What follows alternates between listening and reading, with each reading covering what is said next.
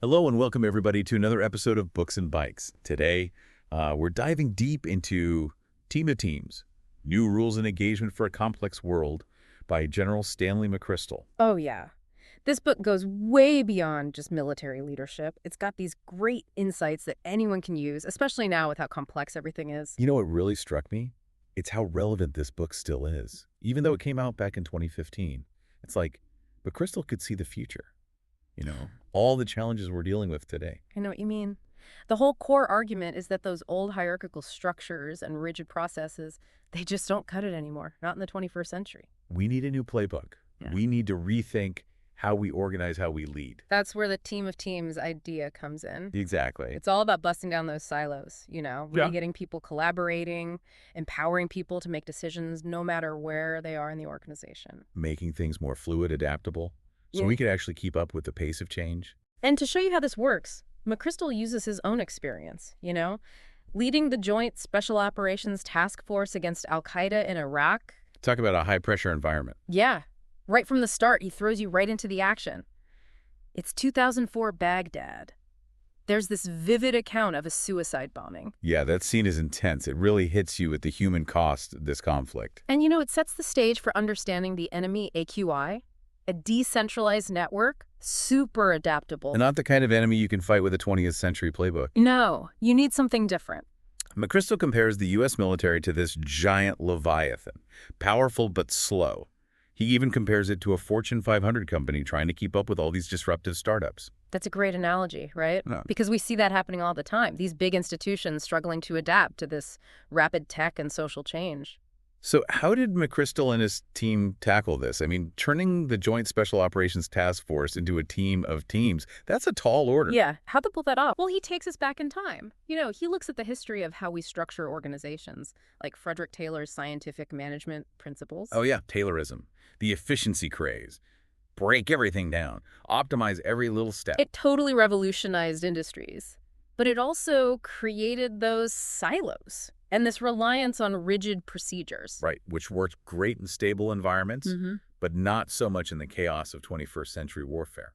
He makes this comparison between how they train paratroopers, super standardized, every little detail is planned out, and then you have the reality of combat. It's total chaos. You have to improvise, you have to self-organize. And then he brings in this idea of complex systems, the butterfly effect. One of my favorite parts. Small changes can spiral into huge unintended consequences. So you can't really predict or control anything in a truly complex system. He uses those two aviation incidents. Remember, U.S. Airways Flight 1549 landing in the Hudson River. And then the crash of United Airlines Flight 173. In one case, the crew adapts and saves the day. In the other, they stick to the procedures, and it leads to disaster. It's a powerful contrast. That sets the stage for McChrystal's solution.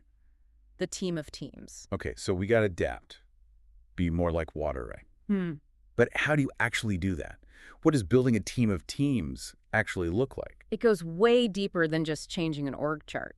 It's a whole mindset shift, a culture shift. He talks about the physical changes they made at headquarters.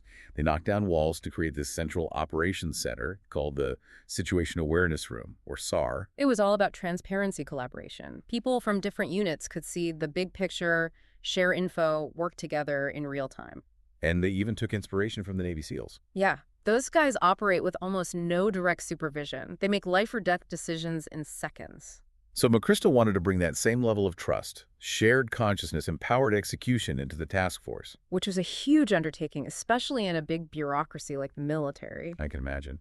So how did they make it happen? They had to make some major cultural changes. One big one was these daily operational and intelligence briefings, or O&I briefings. I'm curious about those. What made them so unique? They were like these interactive dialogues. They connected thousands of personnel across the globe through video conferences. It was about more than just sharing info, though, right? Way more. It was about building a shared understanding of the mission, empowering people at every level to contribute their perspectives. So like a daily virtual town hall meeting for the entire task force. Exactly. And it was a total departure from that old need-to-know approach. That's where McChrystal has that aha moment about leadership, right? You got it. He realized that his job wasn't to make all the decisions, it was to create an environment where others could make them. Interesting. So it's less about command and control and more about setting the stage. Exactly. He calls it eyes on. Hands off. Instead of micromanaging, you provide context. Empower people to execute. Trust them to make the right calls. That's a really powerful idea, Yeah. and so relevant today, especially with so many organizations trying to become more agile and empower their employees.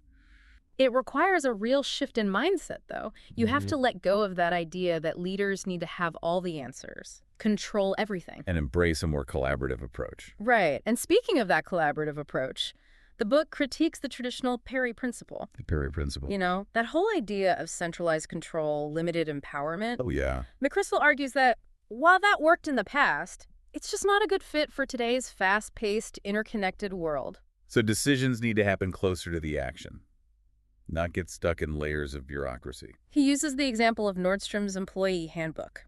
It's famous for being super simple. One rule, use good judgment in all situations. That's amazing. Talk about empowering your employees. Right. It shows how effective decentralized decision-making can be. So Team of Teams is about finding that balance between structure and flexibility, control and empowerment. It's about recognizing that in a world that's constantly changing, the ability to adapt and learn is more important than blindly following rules. Which brings us back to this idea of shared consciousness. We touched on it earlier, but I think it's worth digging a little deeper. What does that really mean? It's not just about sharing information. It's about creating a common understanding of the mission, the goals, the context. Like everyone in the organization is seeing the world through the same lens. Exactly. Even if they're looking at it from different angles, they're all connected to the mission, empowered to contribute. It's like that feeling when a team just clicks. Everyone's on the same page, anticipating each other's moves. I love that analogy. And the book gives some great examples of how the task force built that shared consciousness. Through those O&I briefings, we talked about transforming their headquarters and even drawing inspiration from the SEALs' training and bonding experiences. So creating a team of teams, it's about community connection. It's not all just org charts and processes. Absolutely. And that leads us to another key concept, the visible man model of decision-making. Oh, yeah. That's a great metaphor. It's like those anatomical models where you can see all the organs working together. How does that relate to decision-making? It's all about transparency, shared understanding. The idea is that if you make the inner workings of the organization visible, the goals, the processes, the challenges, everyone can see how their individual efforts contribute to the bigger picture. Like giving everyone X-ray vision into the organization. And this idea of transparency is even more important today. You know, with information flowing so freely, people want more accountability from the institutions they interact with. It's not just about making information available. It's about making it understandable, actionable. And that can be a challenge for any organization. For sure. It requires being vulnerable. Admitting you don't have all the answers. Trusting your team to help you find solutions. And building a culture of continuous learning and improvement, constantly seeking feedback, adapting to change, striving to be better every day. That's the essence of a team of teams, right? And There's so much more to explore here. I'm really interested in learning how the task force put these principles into practice and what kind of results they got. I bet our listeners are too. there are some amazing stories about how they adapted this approach to specific missions and challenges. Well, I can't wait to dive into those stories. Stay tuned, listeners. One of the things that really brings this to life is how the task force went about targeting and capturing or eliminating enemy operatives. They had this process called the F3EA cycle: find, fix, finish, exploit, analyze. F3EA cycle. Sounds pretty straightforward. But, you know, in the middle of a war zone, nothing's simple. Right. So even with a process, they were still struggling. Oh, yeah. Big time. McChrystal talks about how in the early days, the F3EA cycle could take days, even weeks to complete. Imagine that information request going up and down the chain of command, just losing precious time. Yeah, that's got to be frustrating, especially when you're dealing with an enemy that's constantly moving and adapting. Every delay could mean the difference between success and failure. It was a huge wake-up call. They had to speed up the whole cycle, and to do that, they had to break down the barriers between each phase. Sounds like a perfect example of the team of teams approach in action. Totally. They started by putting people from all the different units involved in the same space. You know, intelligence analysts, operators, legal experts, all working together. Makes sense. If you want to go fast, go alone. If you want to go far, go together. Right. And they created new communication channels so information could flow faster. So instead of everything going up and down the chain of command, it was happening in real time. Face to face. Wow. And the results were incredible. The F3EA cycle went from days or weeks to hours or even minutes. That's a huge improvement. Yeah. What about pushback? Did people resist these changes? I mean, people get attached to the old ways of doing things. Oh, yeah. There's definitely pushback. Some people were used to working in their own little silos, controlling information, guarding their turf. Change is always tough, especially in an organization like the military. I guess it's human nature to resist change, even when it's for the best. It is. But McChrystal kept pushing. He showed them how the old ways weren't working. He used data, real-world examples. So he didn't just issue orders, he explained the why behind the changes. He brought people along, and of course, once they started seeing results, more targets captured, fewer lives lost, the resistance started to fade. Success is a great motivator. Absolutely. And we can't talk about Team of Teams without talking about Abu Musab al-Zarqawi. Oh, yes, Zarqawi. The leader of AQI, ruthless guy, capturing him was a top priority. Even more dangerous than bin Laden at the time. Really? And catching him was like trying to catch smoke. He was constantly moving, surrounded by loyal followers. It's impossible. It was tough. They spent months chasing leads, conducting raids, gathering intel. But Zarqawi always seemed to be one step ahead. Like a ghost. But then, all those changes they'd made to improve intelligence sharing and collaboration started to pay off. Those silos they broke down. Exactly. Analysts from the CIA, NSA, military intelligence, they were all working together, sharing information, connecting the dots. So it wasn't just about having more intelligence. It was about using it better. Right. And they started seeing patterns in Zarqawi's movements, his communications. They narrowed down his possible locations. Like they were getting inside his ODA loop, outmaneuvering him. Exactly. And finally, in June 2006, they got a tip from a local informant. They combined that with the intel they'd been gathering. They launched an airstrike on a safe house where Zarqawi was meeting with his lieutenants. I bet that was a tense moment. McChrystal describes the scene in the SAR when they got confirmation. It was a huge relief elation. They knew their sacrifices had paid off. A big win. Mm-hmm. But the war didn't end there. No, it didn't. And that's an important point. McChrystal says that fighting AQI wasn't like a traditional war with a clear ending. It was this constant struggle against an enemy that was constantly adapting. So they couldn't just rest on their laurels. They had to keep evolving. They had to stay vigilant, adaptable, always learning. It's the same in the business world. Speaking of the business world, any examples in the book that our listeners might relate to, from their own work experiences? Oh, yeah, definitely. Like when he talks about the Perry principle, that whole idea of centralized control versus needing more distributed decision-making in complex situations. We touched on that earlier, that tension between control and empowering people on the front lines. Right. McChrystal says the Perry principle worked in the past, but it just doesn't cut it anymore. Not at the speed things move today. He uses Nordstrom as an example, right? Yeah, their employee handbook. It's basically just one card, one rule. Use good judgment in all situations. Amazing. Yeah. Imagine that. Yeah. No giant policy manuals. Just trust in your employees. It's a great example of how empowering people can lead to better decisions. And it frees up leaders to focus on other things. Exactly, like creating the right environment for their teams to thrive. That's what McChrystal calls being a gardener. Oh, God. Yeah, you're not controlling every little thing. You're cultivating the conditions for growth. You provide context, set clear goals, and then you empower your team to make it happen. Which brings us back to shared consciousness. But how do you actually build that, especially in a large team? It's all about communication. And not just top-down communication. It has to flow in every direction. So it's about creating a dialogue. Yeah. A back-and-forth exchange of ideas. Exactly. And it goes beyond just meetings and reports. It's about creating a culture where people feel comfortable sharing their thoughts, even if they disagree. Like those O&I briefings. He created this virtual town hall where everyone had a voice. Those briefings were about so much more than just sharing information. They were about building relationships, trust, creating a shared sense of purpose. Amazing, the scale of that. And the impact it must have had. It changed everything. And it shows that building shared consciousness isn't a one-time thing. It's an ongoing process. Like tending a garden. Exactly. You have to keep nurturing it.